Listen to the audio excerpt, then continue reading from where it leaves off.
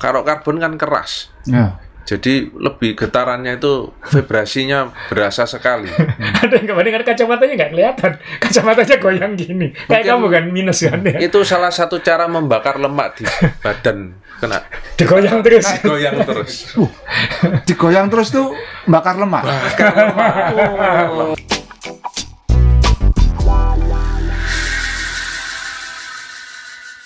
Teman-teman, sekarang kita bertiga ini. Jadi saya Azrul Ananda, Om Joni Ray, dan Om John Bumiharjo. Ini pakai helm, ini lebih airu. Jadi ada 3 variasi tampilan ini. Dan minggu ini kita akan agak nyinggung soal balapan dunia.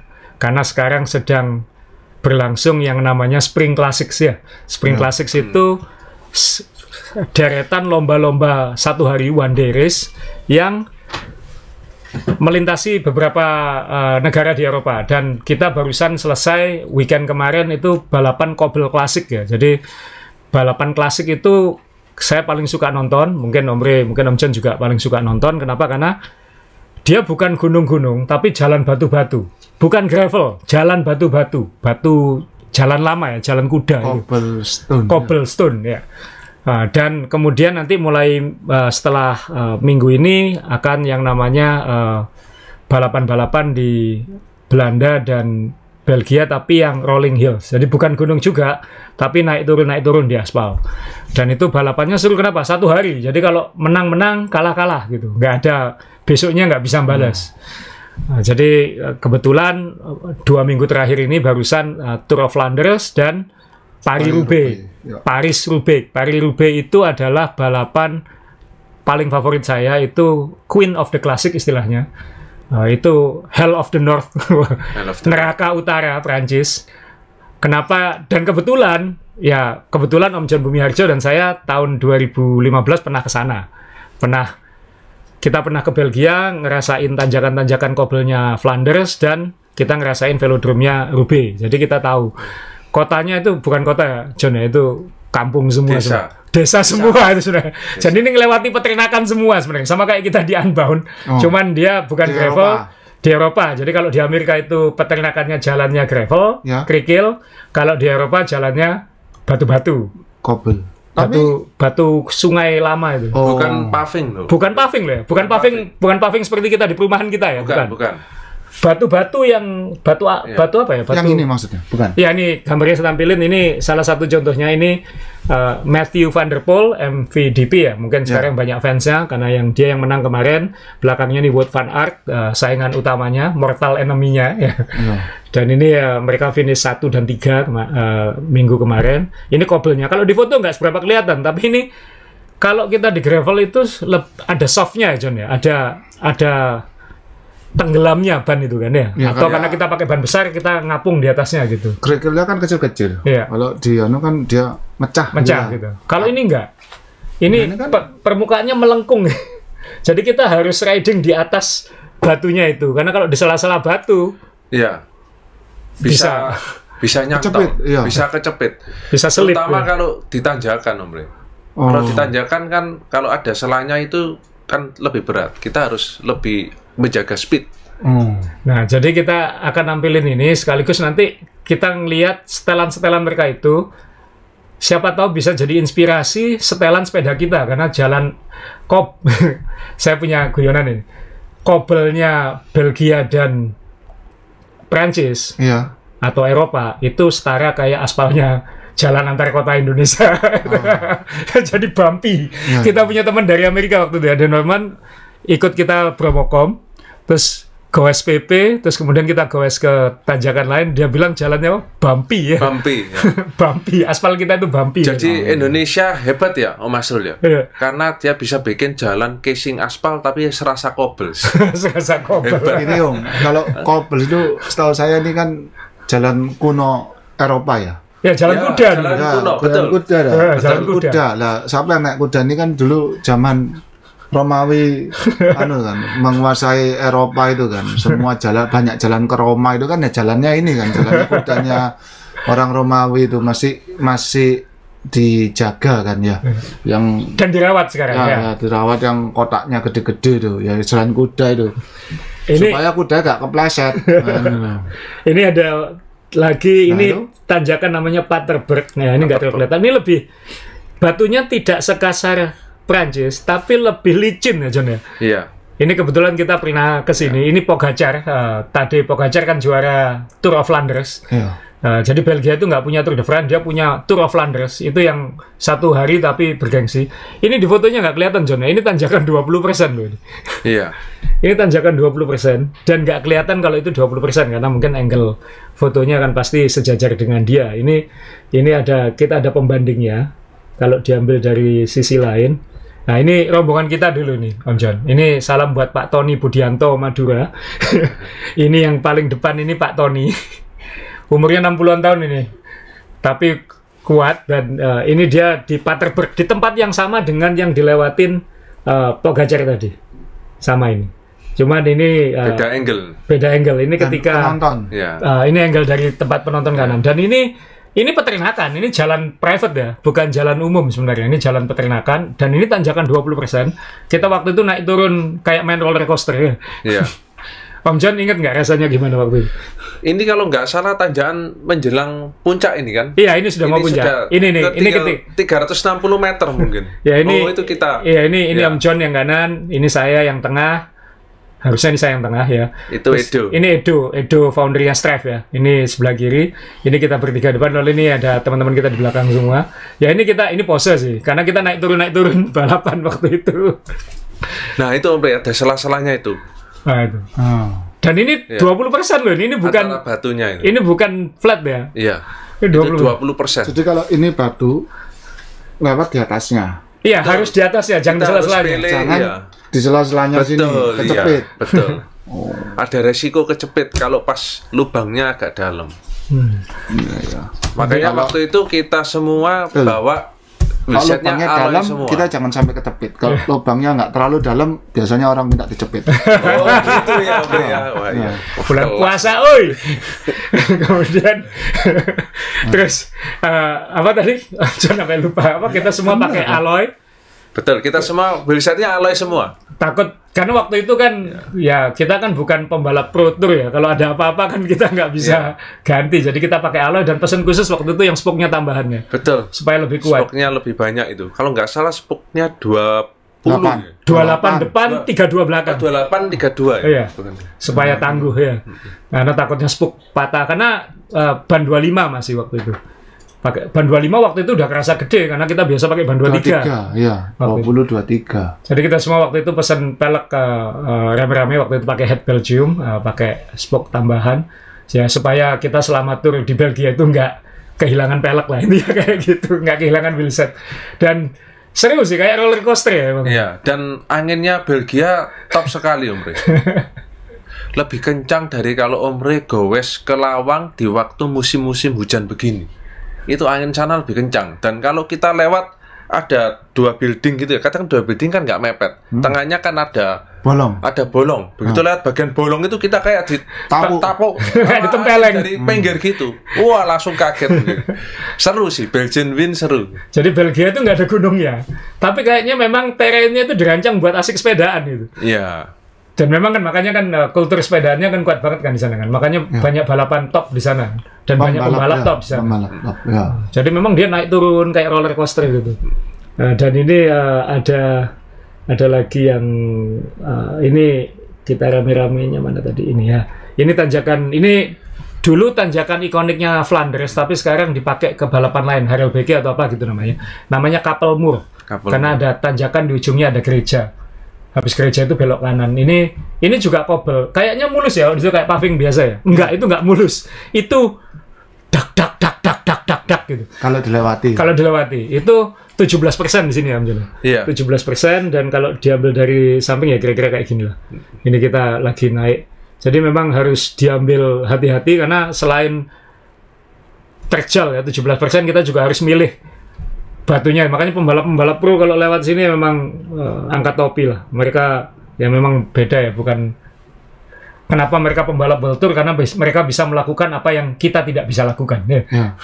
Average speed-nya yang kemarin tuh luar biasa. Hampir 47 km per jam. Ya, 46,8. 46,85 ya. hampir 260 kilo. Nah, itu average speed. Average speed. Sadis. Ya kita sih naik turun karena dinikmati kan sama cari foto yang bagus. Jadi ya ini shout out buat Pak Tony karena kemarin minta fotonya, Pak Tony masih punya. Dan ini yang lucu, Om John ingat nggak pagar ini ada apanya? Ingat nggak? Ada 1 atau 2 teman kita yang kena waktu itu. Ada listriknya. Karena ini peternakan, jadi ketika tidak dipakai event untuk melindungi dari trespassing dari orang, entah itu maling atau untuk melindungi supaya binatangnya nggak keluar, sapi kan itu, bau sapi kok. Itu pagarnya itu dialiri listrik. Siapa yang kena teman kita ya? Fotografer 1, sama 1 lagi, saya lupa siapa, pokoknya ada yang kesetrum waktu itu. Karena jandan di pagarnya waktu di ujung itu. Jadi ada listriknya. Jadi teman-teman kalau goes ke Belgia hati-hati ya, jangan bersandar sembarangan ke pagar-pagar karena di sana kan nggak ada satpam ya. Jadi tinggal dialiri listrik. Terus sama yang seru lagi, kita waktu itu ke Velodrome Roubaix. Sorry, ini pantatnya Om John. Ini saya ambil. Ini Om John dari depan aja ya. Jadi ini Velodrome Roubaix. Ini velodrome-nya nggak mulus sama sekali ya John ya. Ini velodrome kuno. Jadi itu semennya itu nggak rata itu, bergelombang. John waktu goes takut dia. Ngeri. Jadi kalau profesional lewat kelihatannya santai itu, padahal nggak semudah itu ya. Padahal tidak mudah. Itu badan rasanya kan kita arah jarum berlawanan jarum jam. Iya. Berarti badan rasanya mau ke kiri terus. Iya. Jadi harus maintain speed. Nah kalau di velodrome kan kalau mulus nggak apa-apa kan, kita tinggal naik turunnya kan. Ini nggak rata gitu, kayak tahu kan kayak semen paving itu kan kadang-kadang nggak. Iya. Jadi ada kayak kasar-kasarnya. Bukan kasar, kayak ada gelombangnya gitu. Jadi kayak tiba-tiba gampang turun, gampang naik kayak gitu.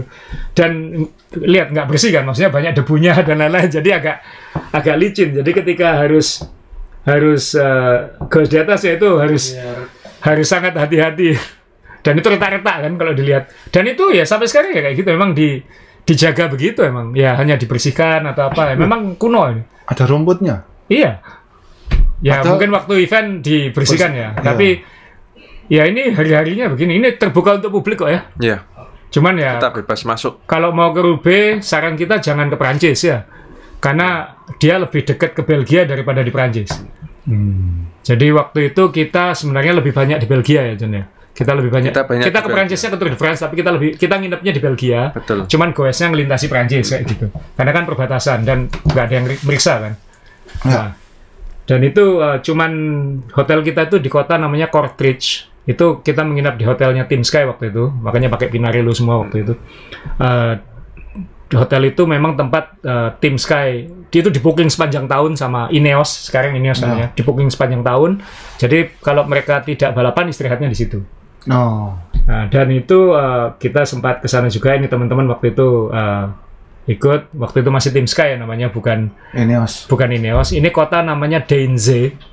Deinze itu kalau penggemar sepak bola mungkin tahu, itu klub sepak bola yang pemain saya Persebaya dulu Marcelino sekarang main di Liga 2 Belgia, main di klub namanya Deinze. Ya ini kotanya sama. Jadi itu satu tempat dengan markasnya tim Ineos sekarang. Dan waktu itu kita boleh masuk ke dalam dan ngeliatin sepeda mereka semua disiapin ya. Dan mereka waktu itu setelah Tour de France ya waktu itu ya. Setelah Tour de France. Jadi kita sama-sama ikut rute Tour de France, lalu kita ke Belgia, mereka juga pulang. Jadi kita ke sana waktu sepeda-sepeda itu balik dari Tour de France. Jadi ini sepeda-sepeda ini barusan di servis atau dibersihkan setelah pulang dari Tour de France. Ini zaman-zamannya Tim Sky menang dominan. Froome, kemudian Richie Porte. Masih Geraint Thomas, masih bintang-bintangnya lah di situ. Ian Stannard kayak gitu. Nah itu waktu itu inget gak Om John, kita langsung nyebar kemana-mana waktu itu, karena kan kita bebas waktu itu. Dan waktu itu kita juga boleh beli sepeda-sepeda bekasnya. Jadi, yang dipakai jadi di Jawa Timur ada belasan mungkin sepeda bekas Tim Sky atau Ineos ini berserbaran di Jawa Timur. Dan mungkin Anda beli bekas dari teman-teman kita mungkin ya itu asli dari Saya masih ingat dulu saya dimarahin di sana. Kenapa? Soalnya itu kan di belakang ada tangga ke atas itu. Saya naik ke atas, ternyata itu barang-barang rahasia. Dimarahin saya turun-turun. Terus ada Edo kan karena dia suka nutrisi ya. Dia masuk ke gudang nutrisinya, ngeliati minumnya apa aja ini ya. Gitu. Gelnya apa ya, kemudian suplemennya apa aja ya, ternyata ya biasa-biasa aja. Vitamin C, B kompleks kayak gitu-gitu nggak ada yang omega 3 nggak ada ya mungkin nggak terbuka ya. Nggak tahu, tapi waktu itu biasa aja. Cuman yang hebat waktu itu stemnya yang saya lihat. Stem itu ya, ini memang fittingnya profesional ya Om Jono. Stem, ingat ya, waktu itu stem itu bukan kayak kita beli 120, 110, 130. Ingat ya? 131, 132, oh iya 133 per milimeter ada per milimeter.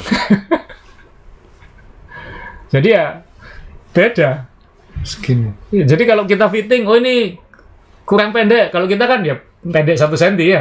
Dia nggak pendek berapa mili? 1 mili, 2 mili, 3 mili ada waktu itu. Presisi. Pendek 1 cm, satunya maju mundur. Maju mundur. Dia nggak benar-benar dipresisikan. Jadi ini yang foto yang pakai baju biru ini kan teman fitter kita Chunwei kan. Jadi dia waktu itu juga kayak gitu. Ini nggak bisa ditiru katanya kayak gitu.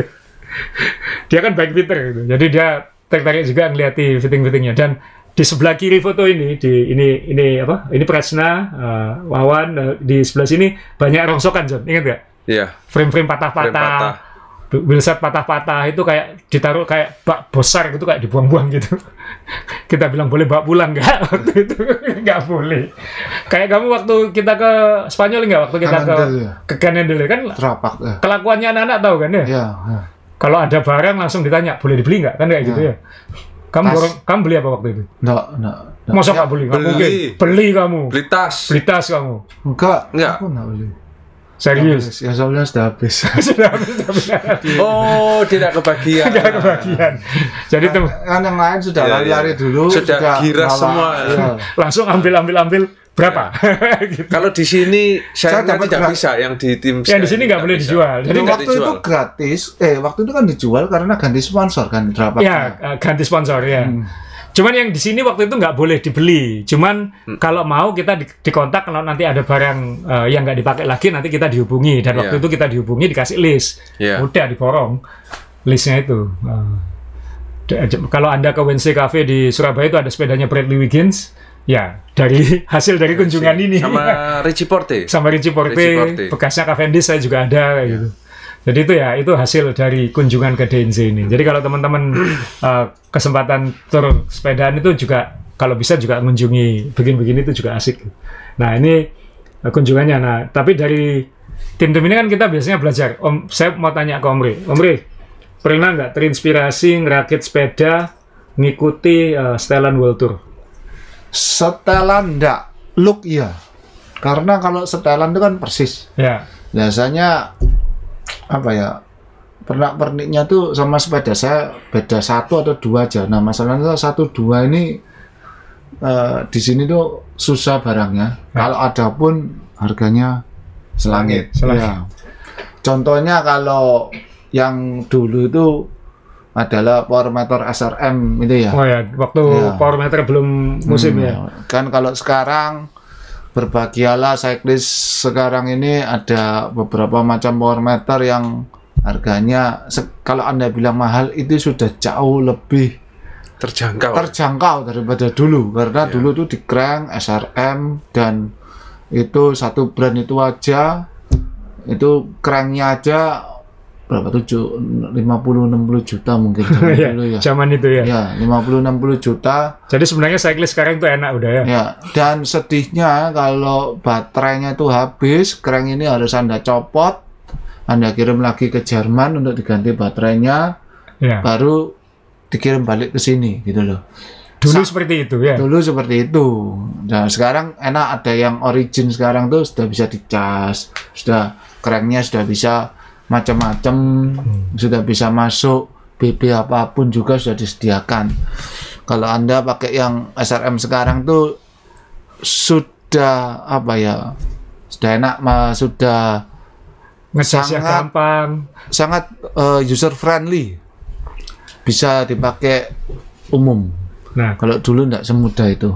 Nah, dulu kalau Anda lihat podcast kita atau vlog kita yang lama-lama, termasuk yang dari tahun pertama kita podcast itu kita banyak nampilin sepeda-sepeda. Kalau koleksi saya itu biasanya banyak niru setelan pembalap. Jadi kenapa saya ngajak berdua ini ngomong selain punya pengalaman di sini, karena kita ingin ngulik lagi nih. Tadi kan kita waktu ngunjungi Tim Sky kan suka lihat setelan-setelannya. Jadi itu kamu lagi kepingin ngapain? Cari WC nggak nemu apa gimana? Nah, itu moto. Oh, karena miring ya. Karena miring. Oh lah, dari belakang ini kamu kayak nyari kamar mandi nggak ketemu gitu. Nah. Tapi kok dilihatin orang. Oke. Eksibisionis. Ini kalau kita lihat tadi ya, ini ada fotonya Pogacar lagi nanjak. Kan aku paling suka ngeliati setelan-setelan mereka. Ini apa kayak gitu. Nah, ternyata mereka itu kalau kita sekarang itu ternyata nggak seperti yang kita bayangkan ya. Maksudnya kita pikirkan mereka pakai yang semua harus full aero ya, karena balapannya kadang-kadang memang datar flat kayak Milan San Remo gitu. Tapi kalau kobel gini improvisasinya banyak dan banyak setelan-setelan aneh di Flanders dan Roubaix khususnya yang ingin saya tunjukin, sekaligus bisa jadi inspirasi kita gitu, supaya ternyata tuh culture atau gaya-gayaan tuh kalah sama fungsi kalau sama pembalap itu. Ini saya pengen nunjukin foto yang pertama. Ini Bianchi yang baru itu. Yang waktu kita bahas yang handlebarnya kayak Cervelo itu. Karena pembalapnya ternyata saat balapan kobel ya milih handlebar sama stem bundar biasa gitu. Karena mengutamakan kenyamanan dan mungkin ketangguhan kan. Rata-rata pembalap kan suka pakai alloy sebenarnya. Ya jadi dulu kan suka pakai alloy semua. Tim Sky itu tadi yang kita lihat semua itu rata-rata pakai alloy, nggak pakai karbon. Karena kalau senggolan jatuh nggak patah, jadi bisa fight lagi, apalagi di kobel kan kayak gitu. Jadi dia cuman jadinya aneh kan, karena stem yang Y naik ketika dipasangi stem jadinya cupu ya. Dan itu kelihatan kabelnya keluar dari headset dari. Jadi kita bingung menyembunyikan kabel, mereka nggak penting gitu. Jadi bagaimana fungsi kan? Tapi ini ada alasan kenapa Bianchi seperti ini, karena pembalapnya ternyata ngalami masalah. Ini patah yang sebelah kanan, foto ini patah sebelah kanan, Hugo Hofstadter nama pembalapnya ini. Kemudian yang foto yang ini patah sebelah kiri.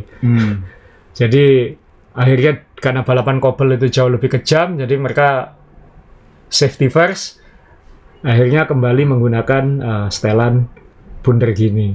Kita kalau pakai stem dangak gini, kita kalau bisa dangaknya ke bawah ya, bukan ke atas ya.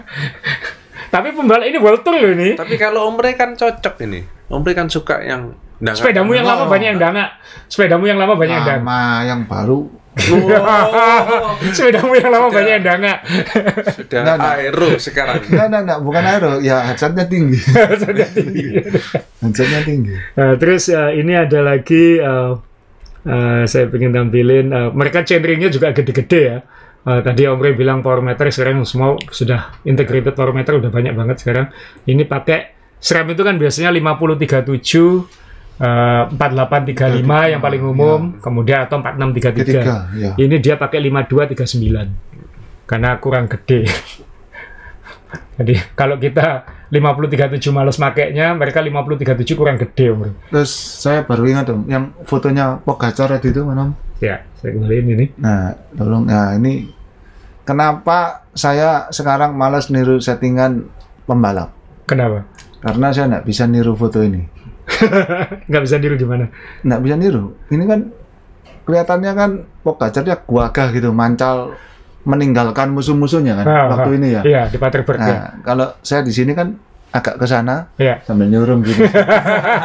Ya, jadi nggak bisa. Jadi percuma gitu loh. Udah bagus-bagus terus gini. Jadi nanti dikira loh kok sapinya disurung, sepeda, sapida maksudnya.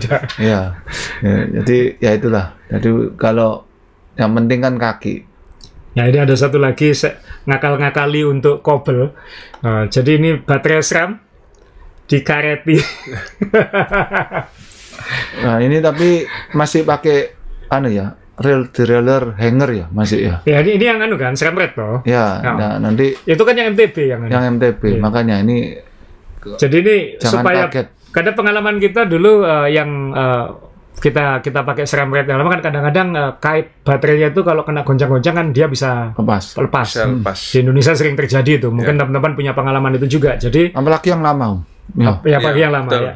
Jadi untuk teman-teman di Indonesia ngakali kalau ikut event ultra atau apa-apa pakai SRAM yang wireless, ini ada ide menarik ini, dikareti. Dikasih karet baterainya supaya aman. Ya.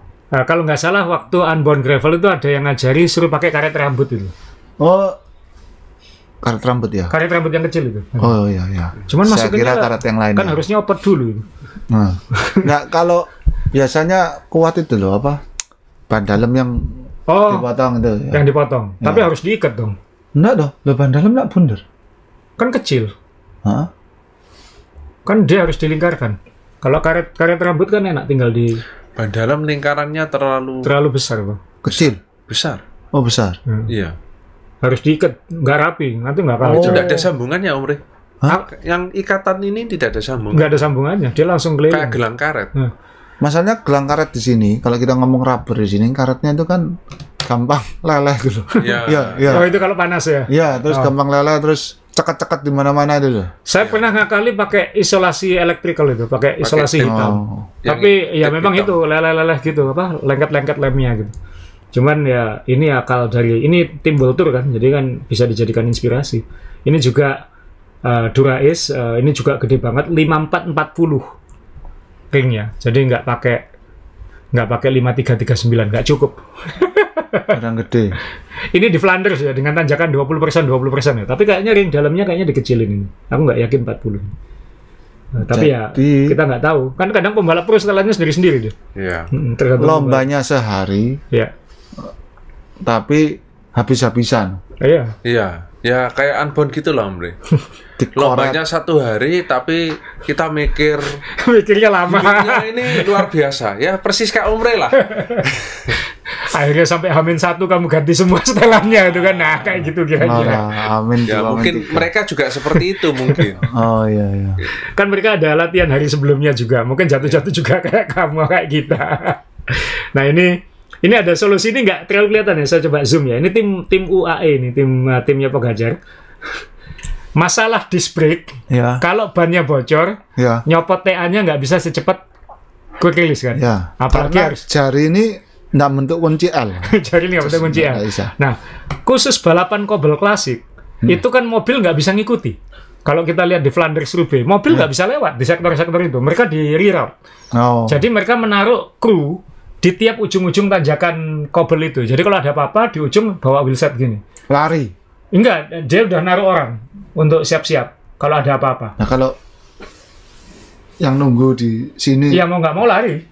Nah, lari kan gini ya. Kayak yang kejadian sama Wout van Aert kemarin kan waktu bannya bocor di ujung kobel, timnya udah nunggu di situ. Jadi untung bocornya di ujung kobel, jadi dia bisa langsung ditolong. Tapi untuk mensiasati supaya misalnya membantu mempercepat proses nyopot wheelsetnya, ini solusi juga nih, karena saya selalu bawa kunci L ini di dalam top tube.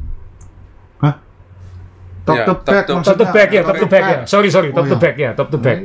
Saya taruh di situ. Kenapa? Supaya kalau nyopot cepat, karena kalau pakai multi tool kan harus nyari satu-satu. Dan ini paling enak kan, karena leverage-nya panjang. Jadi yang biasa main jari, ingat jarinya nggak bisa buat buka itu ya. Nggak bisa kayak Gio. Jadi ini di slow tip. Kunci L-nya. Ini mungkin ide juga ini ya, kan hemat tempat juga mungkin. Kalau sudah diselotip jatuh, berarti apa? Alasan buat loading. Kalau Om Rey dipatahin langsung seat post ini. Jadi ini mau pinjam temennya sudah nggak bisa, pinjam kunci L. Kunci L jadi kan balapan nggak bisa. Jadi pembalap Vultur pun nyelotip kunci L ya. Iya. Ini Vultur loh ini. Kemudian ini ada setelannya mereka pakai ban 30-32 di khususnya di Roubaix ya. Kalau di Flanders masih banyak 28-30, tapi mereka banyak pakai ban 30-32 ketika di Roubaix. Dan ini yang saya suka karena saya kemarin waktu East Java Journey ketika mulut ini sudah nggak enak, sudah misalnya minuman manis-manis sudah nggak bisa ditolerir oleh lidah, beli Pringles. Kita perlu yang asin-asin. Iya, cari yang asin-asin di minimarket. Jadi kenapa? Itu triknya timbul. Tuh, lihat, ditaruh Pringles. Iya. Saya East Java kemarin habis Pringles 2 yang kecil. Supaya? Ya, ada asin-asin. Satu untuk asin-asin, jadi netralin mulut. 2 kalori, 3 ada sodiumnya kan, garam. Iya, betul. Ya, bukan berarti Anda harus untuk 300 kilo habis 1 tubing sepanjang ini, enggak. Sama mereka kan di portion kan, di kecil-kecil. Tapi memang ketika sudah kilometer 200, apa mulut kita sudah males pakai yang manis. Karena kalau kita beli minum, teh manis. Jadi kalau sama manis itu bosan mulutnya. Ya, kadang-kadang manis tidak long lasting ya. Karena elektrolyte, misal kena Pocari, habis itu kita makan barnya manis-manis, gel manis, coklat manis. Jadi kita perlu yang asin. Buat nasi pun manis, gula. Iya ya. Padahal katanya yang manis itu enggak bosan nih loh. Kalau tidak kebanyakan. Tapi yang manis-manis itu nggak bosan nih, karena kadang-kadang ngasih kamu garam juga. Kayak gitu. Oh iya, ya kan keringatannya. Iya. Wah, aku pikir garamnya ketika minta LV, minta. Enggak. Katanya populasi sugar daddy tertinggi di Indonesia. Di Indonesia tertinggi di dunia secara persentase. Anda terlalu update, saya nggak terlalu tahu gitu. Tapi ya ini minimal ada Nutella. Wah, ini di Indonesia ada Pringles. Ini saya mau nunjukin Pringles. Ini tim UAE ya. Ini tim UAE yang ada beginiannya. Jadi solusi untuk yang sudah bosan dengan konsumsi manis. Kemudian tadi saya bilang semua pakai rata-rata memilih stem bundar dan handlebar bundar ya. Ini contoh lagi, ini tim UAE kan, ini Canon Colnago kan ya, V4 RS. Sekali lagi ini salah satu frame keluaran terbaru. Ya. Cirinya adalah selang dia, selang hidrolis itu keluarnya dari tempatnya ujung fork gitu ya, yang dekatnya stem itu. Di sini kan ya. Kalau ini sebetulnya dia pakai stem yang ACR itu, yang lubang dalam ya. Ya lubang dalam itu jadinya nggak kelihatan gitu sebetulnya selangnya, karena dia milih stem bundar biasa, akhirnya keluar seperti itu. Jadi buat mereka nggak penting kelihatan bersih, yang penting juara, aman, nyaman, juara gitu. Dan kadang-kadang barcode-nya didobel. Ini nggak didobel, mungkin karena bundar udah cukup. Ini nggak tahu karbon atau alloy, tapi biasanya pakai alloy. Ini kayaknya Deda ini. Ya. Tapi di merek Richard Mille. Di labeli Richard Mille. Luar biasa. Stiker pinggir jalan banyak om, minta bikinin bisa. Nah, jadi ya tadi ini Colnago terbaru yang integrated, mereka tetap diakali pakai stem handlebar normal. Kemudian apalagi trik-triknya ini. Jadi apa yang rapi belum tentu baik. Belum tentu fungsional. Iya, yang rapi belum tentu. Banyak yang nipu biasanya. Kan rapi gitu ya. Itu banyak penipu semua. Ikut nih bagus ini, kan gitu. Rapi. Omre punya pengalaman pribadi kayaknya ini. Kayaknya dia banyak trial and error itu. Ceritanya kan gitu. Kalau kamu tuh ditawari sama investasi bodong, nah itu kan orangnya rapi-rapi. Kalau datang sudah kumus-kumus, kamu masa percaya kan gitu toh. Tapi sekarang yang rapi-rapi malah nggak percaya ya. Oh gitu ya. Nggak tahu. Kumus-kumus. Mending yang kumus-kumus. Ya saya enggak lah. Nah ini contoh lagi, ini Cannondale ini ya, Cannondale tim IF ini yang baru. Stemnya juga akhirnya memilih yang standar karena mungkin nggak ada yang panjangnya segini. Jadi kadang-kadang pembalap pro itu kan fittingnya aneh-aneh kan ya. Ini stem 17 kayaknya. 17 cm. Ya ini handlebarnya masih yang ini FSA kita ya. Ini kalau WNC bisa juga pakai ini. Tapi dipasangi pakai stem biasa yang sebenarnya nggak masuk dalam, tapi kayaknya diakalin, John. Kabelnya nggak ada, ya. Kayaknya karena bawa bawahnya stem tuh. Itunya kan masih pakai yang buat ini. Buat ACR itu. Anunya ini nih spacernya dia. Iya. Headsetnya nih ya. Ya. Nah ini kelihatan lubang sih. Cuman nggak tahu ngakalin. Mungkin SMR mungkin ya. SMR itu yang setengah buka ya. Iya. Jadi ditembak dari depan. Iya. Nggak tahu, tapi ngakalinnya cuma. Tapi pembalap-pembalap pro pasti punya akal-akalannya lah. Kalau nggak ada pun dibuat khusus. Dibuatkan khusus, nggak bisa ditiru. Nah ini stem 17. Nah, siapa mau niru? Ini mungkin tingginya kamu 187 John, ini mungkin tingginya 2 meter. Ini mbak stem loh ya. Jadi kalau mau panjang-panjangan ini maksudnya stem. Karena nggak semua bisa ndelosor. Nah ini udah ke Rube. Jadi di Rube itu kan karena nggak ada tanjakan, tapi kobel-kobel itu lebih berat daripada tanjakan menurut saya. Karena kobel kalau datar lebih susah ya John ya. Lebih susah ya. Nah, kita ada temennya pakai kacamata. Jadi kacamata itu bisa kayak bergetar jadi nggak kelihatan. Kayak kamu gitu susah pasti kobel.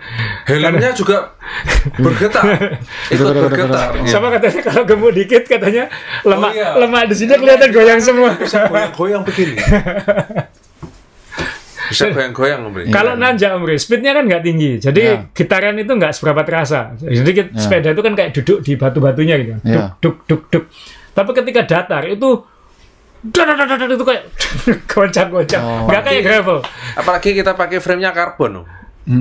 Kalau karbon kan keras, jadi lebih getarannya itu vibrasinya berasa sekali. Ada yang kemarin kan kacamatanya nggak kelihatan, kacamatanya goyang gini. Kayak kamu kan minus kan ya. Itu salah satu cara membakar lemak di badan, kena digoyang terus. Digoyang terus tuh bakar lemak. Ya, jadi supaya terbakar lemaknya harus goyang terus. Digoyang apa goyang? Kalau bisa dua-dua. Oh iya. Oke, itu dari Om John loh ya. Saya nggak paham gitu. Jadi kobel datar itu berat, dan karena datar ini kembali ke laptop. Itu One X ya? Ini One By ya. Jadi ini tim track dia pakai SRAM kan, jadi dibuat One By. Nggak tahu ini ring berapa. Rasanya custom ini. Ya kan? Ini piringan besar banget. Mungkin berapa mereka? Kamu kan biasa pakai One By? Tapi ya enggak ada yang segede gitu. Punya saya kecil-kecil 42, 46, 48. Ini 50-an ini bisa ini. 54, 56 mungkin ini ya. Ya mungkin ya 54 minimal mungkin ini. Dan One By dan ditahan pakai chain retainer ini. Jadi dia nggak bisa lompat rantainya ya. KH itu ya. KH ya. Jadi dan yang saya suka sekarang dia dulu kan ada guyonan lucu kalau pembalap World Tour yang timnya disponsori SRAM itu kan ada harapnya pakai pedal Shimano kan. Karena kan kompetitor. Jadi rata-rata pakai Speedplay atau Look. Tapi sekarang kalau nggak salah SRAM ini akuisisi pedal time. Jadi sekarang pembalap yang pakai SRAM khususnya track ini pedalnya pakai time. iClick ini ya. Ini kan termasuk ringan sebenarnya. Masangnya tuh enak. Berarti itu pedal khusus sendiri ya? Iya, sebenarnya ini dulu populer. Ya. Enak, masangnya enak. Cuma nyopotnya klitnya tidak kompatibel sama yang lain. Enggak. Dia punya klit sendiri. Klit sendiri kan, mulus sendiri. Ya. Dan panjang. Dia memanjang ini, bukan lebar. Tapaknya panjang ya. Kamu yang pernah pakai time ya? Nah, aku nggak pernah pakai, cuman aku pernah lihat orang pakai time. Klitnya panjang gitu ya. Jadi ini diakuisisi sama SRAM, bukan brand sepedanya ya, pedalnya yang diakuisisi. Jadi sekarang pembalap track pakai pedal time. Ini berarti time kembali ke World Tour lah. Gitu. Ini juga contoh, ini Jumbo Visma kan ya? Jumbo apa namanya sekarang? Ya Jumbo Visma. Jumbo Visma. Dia pakai sama One By, cuman chain catchernya agak beda ini. Dan dia pakai pedal Speedplay yang Aero. Ini yang sekarang masih pakai Speedplay Om John. Ini yang kayak golf ball itu. Dimple supaya Aero katanya di bawah. Jadi ini sama One By, jadi seru juga dipakai One By. Kamu One By-mu berapa? 46 paling gede ya? 48. Belakangnya berapa? Belakang sprocket. Kalau yang single 11 42 ya? 44. Hampir 1:1. Kalau yang 48 itu yang double. Kalau yang single itu cuma 40. 40. Jadi 40, jadi nggak sebesar ini ya tuh? Enggak, sangat enggak. Yang double aja masih 48 kok. Paling gede. Nggak mau nyoba ini? Wah, enggak jalan Om. Nggak jalan. Mungkin buat kota-kota Om. Kota mana? Dalam kota. Terus cuma gini-gini toh. Cadence becak. Ini terus ini apa lagi nih yang lucu? Ini sekali lagi bundar lagi. Ini tim mana nih? Sodal Quickstep ya. Sama dibuat bundar juga. Jadi teman-teman yang pakai SL7 sekarang pakai PPPP, tiru pembalap World Tour. Bundar. Ini kalau nggak salah ala Philip ini. Ini kan untuk waktu untuk Roubaix aja. Ya, untuk Flanders dan Roubaix. Flanders dan Roubaix. Maksudnya yang di medan-medan itu. Sedangkan di aspal kan nanti jadi ganteng lagi. Jadi ganteng lagi. Coba lihat ini. Bar tape-nya aku yakin double ini. Ya. Iya. Tebal banget ini. Di double. Terus ini yang kemarin agak rame sebelum Roubaix ya, Om Rey. Ya. Apa namanya, Om Rey? Caps. Saya nggak tahu namanya, tapi apa? Tire pressure, adjustable tire pressure. ATPS. Ada 2 model, ada 2 tim yang pakai. Adjustable Tire Pressure System. ATPS. Iya. Jadi apa? Kalau misalnya pengen dikerasin, di aspal dikerasin, kalau mau masuk kobel dilunakin. Dilunakin. Jadi, tapi pembalap-pembalap utamanya Jumbo Visma kemarin nggak pakai ketika lomba. Ini foto ini diambil juga waktu reconnaissance, waktu nyoba rute. Ada yang pakai tapi bukan Wout van Aert, itu bukan. Dan kalau mau masuk, dia bocor juga nggak nolong akhirnya. Masuk kobel diempukin. Iya. Padahal biasanya masuk dikerasin ya. Ini enggak, ini diempukin. Enggak diempukin lah. Diempukin. Kalau kasar kan harus diempuk. Masa? Oh, ini masukin apa? Nah ini lah. Woi, ya ini contoh di aplikasi di valve-nya seperti ini, jadi bisa ditambah dikurangi. Terus alatnya segede gaban gitu ya di hub itu. Di hub tadi itu ya. Saya nggak tahu berapa sih. Mungkin teman-teman ada di mainsepeda.com. Aku nggak terlalu perhatian karena aku yakin nggak akan pakai. Jadi ini gimmick yang saya nggak mungkin beli rasanya. Kenapa banyak tukang tambal ban pinjem pompa di pinggir jalan di Indonesia? Nah, ya, kita bisa sih sebetulnya ini. Jadi ya pompa tangan. Pompa pakai tangan. Sama punya pakai getar itu loh. Oh ya, ya itu. Itu sekarang ada tipe yang baru lagi, Om, lebih bagus. Udah beli? Enggak, saya baru lihat. Baru lihat. Kotak. Kita tunggu reviewnya Om Rey nanti itu. Ini pakai ban 30. Jumbo pakai ban 30, Corsa Pro. Ya ini yang ban yang menggagalkan Van Aert menang. Duh. Kalau enggak salah saingannya pakai sama. Sama ya? Saya ingat saya pakainya Vittoria Corsa yang baru katanya. Ya ini. Ini Van Aert. Bukannya ini Van Aert ini. Berarti yang ini bukan Van Aert, masih pakai ini kok, ini temannya. Tapi pasti kan satu tim pasti sama. Hampir pasti sama. Yang VDP masa pakai Vittoria? Continental bukan. Mungkin teman-teman bisa komen di bawah yang lebih tahu. Tapi pengen tahu kemarin Paris Roubaix dipompa berapa? Ban 30, ban 32. 50 ada yang 49, 48. Wih. Dan itu ada yang minta dikurangi lagi. Khususnya apalagi yang cewek karena kan badannya ringan-ringan kan. Jadi ada yang minta 39. Makanya kok ada yang copot. Jadi begitu meletus lepas langsung ya. Karena nggak ada yang nahan, udaranya nggak nahan ya. Rasanya nggak sampai ya mungkin ya. Iya, soalnya kan rendah sekali ininya. Apa copotan. Jadi karena terlalu lunak, kena dia langsung lepas dari rimnya ya. Kesannya waktu itu nggak tahu itu bocor dulu atau lepas dulu. Soalnya kan kalau kena kobel kadang bukan bocor tapi meledak ya. Kita unbound tubeless cuma 30 tire pressure. Ya tapi ban 40. Bannya 40. Ini ban 30. Oh, jadi ayo siapa berani mencoba rute 100 kilo pakai ban 30 di pompa 30 di sini? Berani kamu? Pompa 30 ya enggak ada anginnya, Om. Gitu apalagi kalau ban segini loh ya. 39 lah. Kalau ban gede masih nggak apa-apa. Ini ban 33 di pompa 49 50 mereka gila dan dihajar lari berapa? Average speed 47. 47. Ternyata kalau tire pressure-nya tinggi tidak jaminan lebih cepat. Enggak, benar itu ada hitungannya sebenarnya. Anda bisa cari di YouTube. Jadi ban yang lebar dengan pressure yang pas itu rollingnya lebih cepat daripada ban yang kecil di pompa keras. Karena kalau di pompa keras, apalagi di jalan yang tidak smooth, kalau meja ini kan smooth, aspal kan nggak smooth, pasti ada micro bump-nya kan. Iya. Yang terjadi adalah dia kan sebenarnya lompat halus sebenarnya. Jadi dia nggak punya traction. Gripnya ya. Iya. Tractionnya nggak ada. Jadi akhirnya dia sebenarnya itu lebih pelan karena dia mantul. Nah. Mantul, mikro mantul.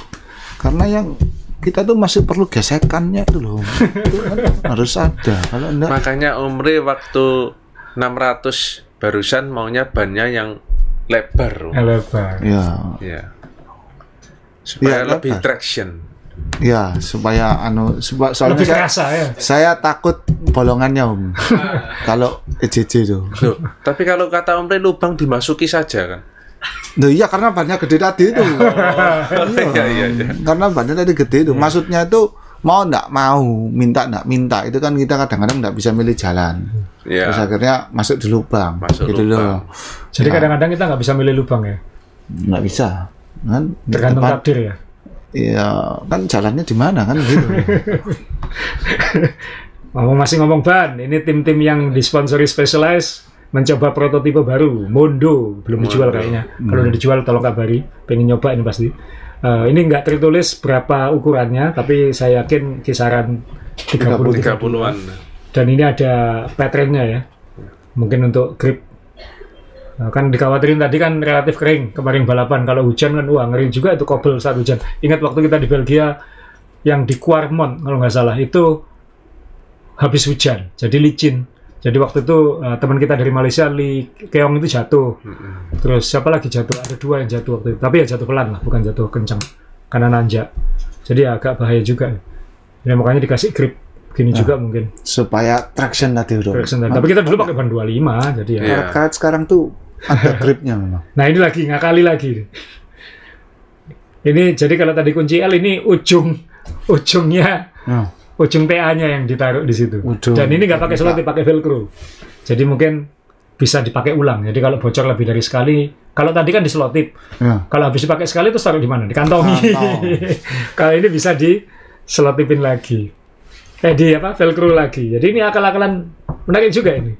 Ujung true axle dipasangi seperti ini. Tapi tidak semua true axle bisa ini katanya. Ya ini mungkin punya dia seperti ini mungkin.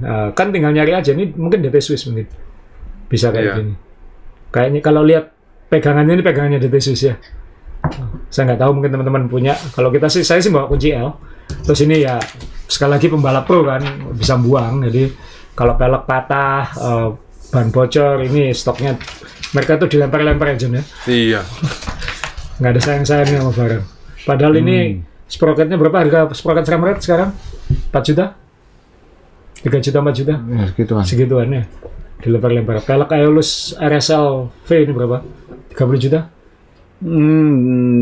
Lebih mungkin lebih ya. Kayaknya ya. Pro yang 37 ya, RSL 37 lebih. Jadi ya ini tim track ya. Jadi ini bannya kelihatan gede bannya. Bukan ban kecil. Jadi ya ini setelan-setelan, dan bicara soal ban tadi kita tegesin kenapa waktu EJJ itu kan kita waktu itu maunya regulasinya minimum ban 30 sebenarnya, atau bahkan 32 karena memang yang 600 ada gravelnya, tapi ya karena rim brake kesulitan akhirnya disiasati pakai 28 masih oke. Nah jadi asal tahu aja, masih banyak sekarang ketemuan bilang kan berat, enggak juga sebenarnya. Kamu main pakai ban berapa? 32? Saya pakai 30. Pakai 30. Waktu yang 1200 pakai 30. Iya. 30 sama 28 selisih, enggak juga kan? Ya, enggak sih. 28 dan 30 enggak. Sama 25 ya agak beda. Kalau 25 agak beda di tanjakan mungkin. Di tanjakan. Tapi kan ketika ngelewati medan-medan berat 25 malah nggak bisa lewat kan. Betul. 30 lebih enak kalau medannya tidak mulus. Dan jalanan kita kan bumpy dan macam-macam. Saya sih kalau touring-touring pakai 28 minimal, atau kalau misalnya pakai 32 kalau pakai sepeda gravel itu paling nyaman, karena pembalap pro pun walaupun dia di aspal itu ya pakai 28 30 udah lazim sekarang, udah enggak, karena ngomong berat sebenarnya dari 25 ke 30 paling nambah 10 gram. Iya. Itu kan mungkin ya menurut saya itu kan kemajuan di satu bidang membuat bidang lainnya itu terkompensasi, ya. Jadi karena frame bisa dibuat lebih ringan, ya. Akhirnya kan sebetulnya wajarnya itu bersepeda itu kenapa kayak zaman dulu kan sering pernah kita bahas kenapa orang itu bersepeda MTB di jalan raya. Sebetulnya mereka kan cari safe, cari nyaman, bannya gede, mau aspal, mau jatuh ke bahu jalan, mau ke jalan yang jelek aman kan begitu. Sedangkan yang road bike mau cepat di aspal Dulu sepedanya berat-berat, terus sekarang karbonnya lama-lama tambah ringan. Jadi kalau bannya ini digedein secara keseluruhan, beratnya kan nggak terlalu ngaruh. Kayuannya juga nggak terlalu ngaruh kan gitu. Terus teknologi ban sekarang juga nggak kayak dulu ya kan. Dulu ingat pertama kita goes kan cari ban apa ya. Itu kan sekarang ban 30 itu udah ban 32 yang saya pakai ketika di aspal juga ya kencang-kencang juga gitu. Tinggal kita pompa. Ya, sekarang malah seninya malah milih tire pressure itu yang susah sekarang. Itu yang kadang saya kalau 32 saya pompa cuma 75, 70 gitu kalau untuk banyak aspalnya. Kadang saya kurangi ke 60 kalau banyak gravelnya. Jadi jangan khawatir kalau pakai ban 28 30. Malah untuk keseharian latihan hari-harian mungkin lebih aman. Jalan kita apalagi habis musim hujan gini. Aduh aspalnya keriting semua di Surabaya dan sekitarnya. Wheelset yang sekarang ini kan didesain juga untuk lebih lebar. Ada yang mengharuskan untuk ban yang lebih lebar. Iya, minimal 28. Kayak apa NV Zip itu ya? NV minimal 28. Minimal 28. Nah, kalau Anda pakai 25 kan risikonya copot malah dari ininya. Malah nggak kompatibel sekarang. Dan frame-frame sekarang ya bener Om Ri tadi, bukan hanya lebih ringan, sekarang memang bisa dipasangi lebih besar karena display kan kayak. AC5 ini bisa ban 32. Jadi nggak masalah. Jadi forknya itu biasanya kan di forknya itu bannya masih ada sisanya kan. Nah itu, jadi ya ini tema kita hari ini ngomongin soal setelan pembalap-pembalap World Tour, lucu-lucu juga. Mungkin nanti pas waktu Giro d'Italia atau Tour de France kita bahas setelan-setelan lagi ya. Kan itu pasti setelan climbing kayak gitu dan mungkin ada trik baru lagi apa yang mereka itu gunakan. Setelan murni jalan aspal. Murni jalan aspal, tradisional road cycling kan ya. Jadi kita akan tahu apa yang baru diapakan lagi. Jadi ya kita akan coba diskusi kayak gini lah. Dan buat teman-teman semua ya, setelah pandemi kan pengen cari variasi goes ya, jangan takut bereksperimen sama setelan sepeda kan ya. Supaya kita bisa explore lebih banyak. Kadang nggak perlu ganti sepeda, kadang hanya perlu ganti ban. Anda bisa ke tempat-tempat yang macam-macam. Kalau ya pinjam-pinjaman dulu.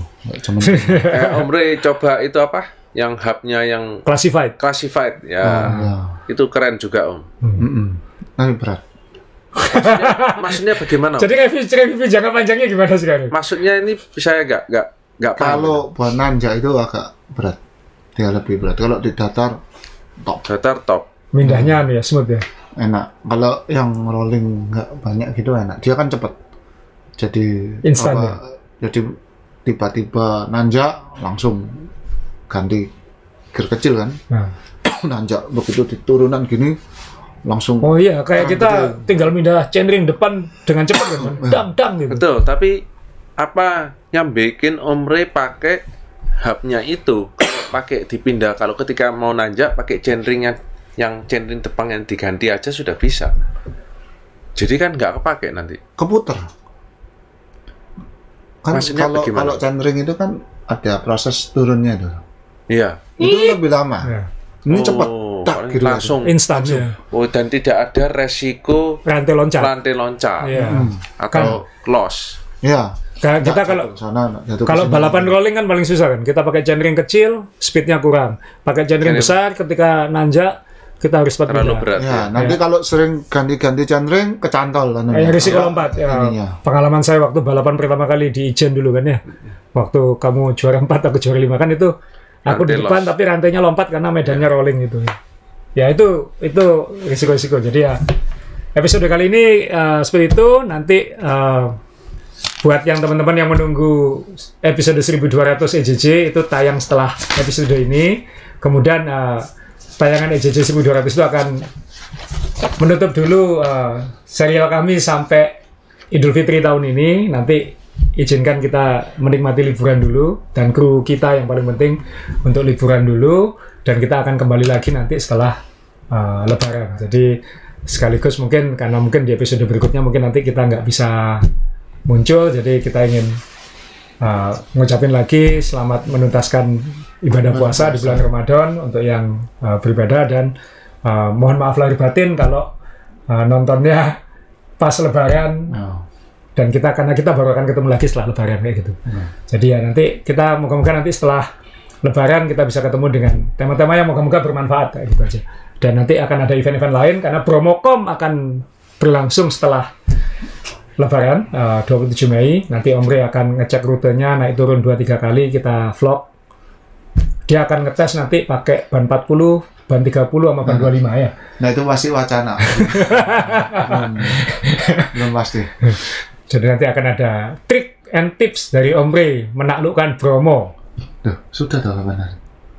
Variasi 2023, versi 2023. Oh. Setelan apa lagi yang dilakukan Om Rey, trik apa lagi ya kan? Kan semua cari cara, kamu kan asuransinya teman-teman. Ya. Ya, jadi sampai ketemu di yang berikutnya. Ya, mohon maaf lahir batin.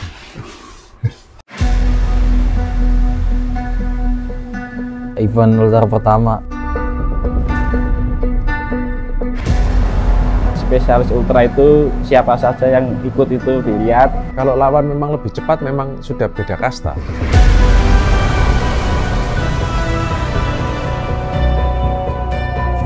Loh, Supra juga di depan. Nggak yakin sih mau jalan malam. Di tempat yang gelap-gelap itu kan saya kan agak takut setan. Ya melu ya melu rasa ngaton gitu. Ngaton tak senteri loh. Tanjakan Trenggalek itu paling soro tanjakan. Saya buat rute sapa iki.